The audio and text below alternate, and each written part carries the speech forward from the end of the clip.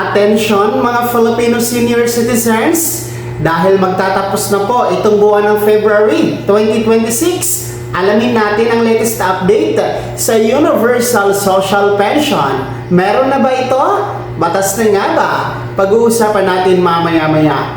Hello mga ka-vlogs! Welcome dito sa aking YouTube channel. Magandang araw po sa lahat ng mga manonood. Saan po kayong dako sa mundo? Kumusta mga ka-vlogs? Eto, makinig mga lolo at lola dahil pag-uusapan natin ang pinaka-latest update dito sa Universal Social Pension. Ito nga ba ay meron na?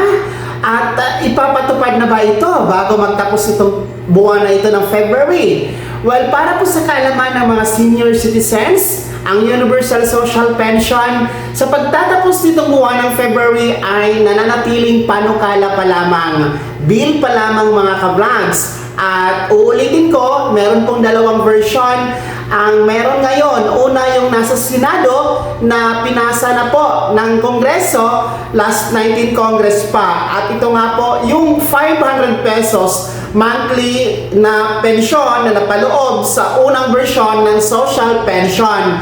Well, ito po ay hindi gumalaw sa Senado, kaya nga po nagkaroon ng pangalawang version, yung substitute bill na final po ng United Senior Citizen Party List at ng Senior Citizen Party List bago man po nagtapos ang 2025. Ang kaibahan niya lang talaga, itong substitute bill ay ginawa na pong 1,000 piso ang buwan ng pensyon sa ilalim ng Universal Social Pension mga ka-vlogs. Dahil nga po sa mataas na bilihin ngayon, yun po yung kinukonsidera ng ating mga may akda at mga mambabatas. Kaya sa ngayon, dalawa po ang nakabimbing na version. Una na nasa Senado at pangalawa yung nasa Kamara na substitute bill mga ka-vlogs. Well, ang sigurado dito, ang talagang totoo dito mga ka-vlogs ay hindi pa ito magiging batas, hindi kakayanin bago magtapos itong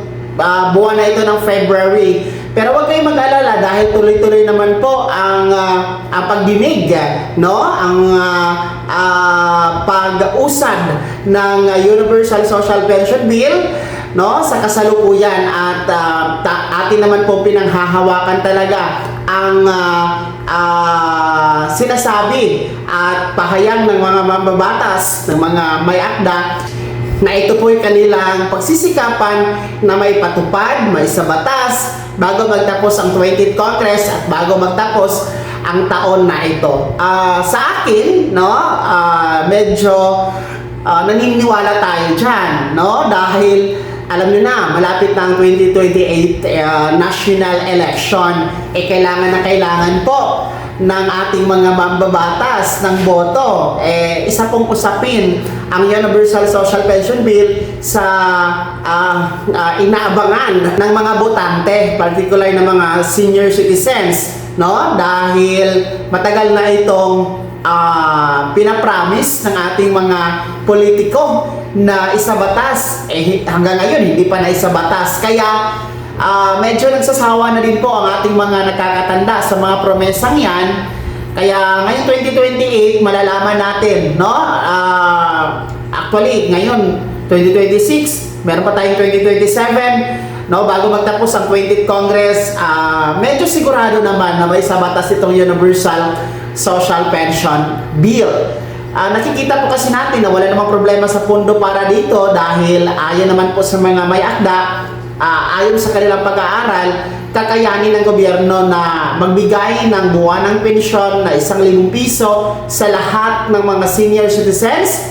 No, nasa 10 to 12 million po yan na bilang ng mga nakakatanda. Hindi na daw kailangan mangutang sa ibang bansa at kailangan talagang kayang-kaya po ng ating gobyerno. So sa tingin ko wala nang hadlang, wala nang problema sa pagsasabatas nito, no? Ang pag-usad na lang talaga dyan sa Kamara at Senado ang kinakailangan nating bilisan at puspusan dapat ang pag-usad nito mga ka-vlogs, nang sa ganon magiging ganap na batas at mapapakinabangan na ng mga lolo at lola ang 1,000 piso na buwan ng pensyon mula sa gobyerno sa ilalim po ng Universal Social Pension.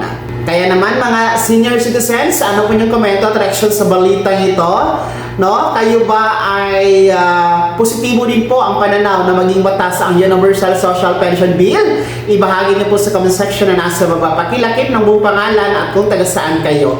Kung bago ka pa lang sa aking channel o di kaya di ka pa nakasubscribe, i-click nyo muna ang subscribe button na nasa baba. Huwag kalimutan na pindutin ang notification bell. Ilagay sa all para una ka sa mga balitang i-upload ko. Maraming salamat po. God bless. Mag-ingat mga ka-vlogs.